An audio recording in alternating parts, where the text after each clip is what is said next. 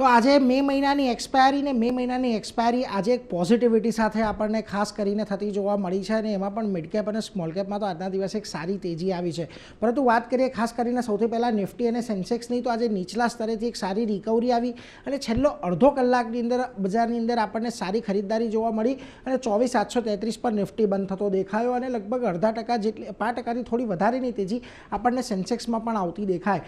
પરંતુ નિફ્ટી બેંકની અંદર આજે 55,500ની ઉપરનું ક્લોઝિંગ આવ્યું છે. મહત્વનું છે અહીંયા પણ એક 5%ની તેજી જોવા મળી, પરંતુ મિડ કેપ અને સ્મોલ કેપમાં એક સારી ખરીદદારી આજે જોવા મળી છે અને છેલ્લા અડધો પોણો કલાકની અંદર અહીંયા એક સારી ખરીદદારી આપણને આવતી દેખાય.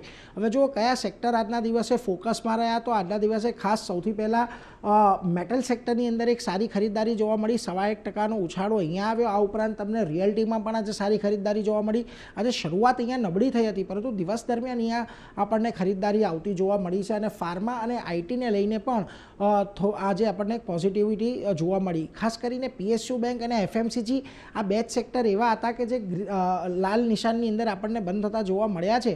બાકી મોટેભાગના સેક્ટર આજના દિવસે એક પોઝિટિવિટી સાથે બંધ થયા છે. નિફ્ટીના ફ્રન્ટ પર આવે, જુઓ આજે ક્યાં સારી તેજી રહી, તો ઇન્ડસઇન્ડ બેંક એક ખરાબ સમાચાર હતા, તે છતાં એક સારી ખરીદદારી આજે 2.25%ની જોવા મળી છે. આ ઉપરાંત સન ફાર્મામાં સારી ખરીદદારી રહી. અડાણી પોર્ટ્સ ઇટરનલ પણ એક તેજી સાથે આજે બંધ થતા જોવા મળ્યા છે. જ્યાં ઘટાડો હતો ત્યાં આગળ ટાટા કન્ઝ્યુમર પ્રોડક્ટનું કાઉન્ટર હતું, લગભગ 1% જેટલો ઘટ્યો છે. એચડીએફસી લાઈફમાં ગઈકાલે લાઈફ ટાઈમ હાઈ બનાવ્યા બાદ આજે થોડુંક પ્રોફિટ બુકિંગ આવ્યું. બીઈએલ અને બજાજ ફાઇનાન્સમાં પણ એક સારી ખરીદદારી રહી. મિડ કેપની અંદર આજના દિવસે જુઓ તમને જ્યાં આગળ સારી ખરીદદારી જોવા મળી. વારી એનર્જીઝમાં એક 7.5%થી વધારે એનો ઉછાળો આવ્યો. ક્યુમિન્સ એક સારા પરિણામ અને મેનેજમેન્ટ કમેન્ટ્રી બાદ અહીંયા ખરીદદારી જોવા મળી. ભારત ડાયનામિક્સ, ઓઇલ ઇન્ડિયા જેવા કાઉન્ટર પણ આજે પોઝિટિવિટી સાથે બંધ થયા છે.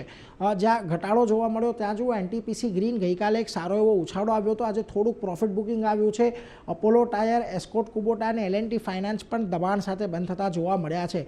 હવે આવતીકાલ માટે અહીંયાથી ખાસ કરીને નિફ્ટી માટે 24,900નો લેવલ ધ્યાનમાં રાખવાનો છે. જો અડધો કલાક એક 24,900ની ઉપર આપણને કારોબાર થતો જોવા મળે છે, તો પછી કદાચ આપણને રેલી વધતા પણ જોવા મળી શકે. એટલે એના પર એક ફોકસ અહીંયાથી ખાસ કરીને હવે રાખવાનું છે.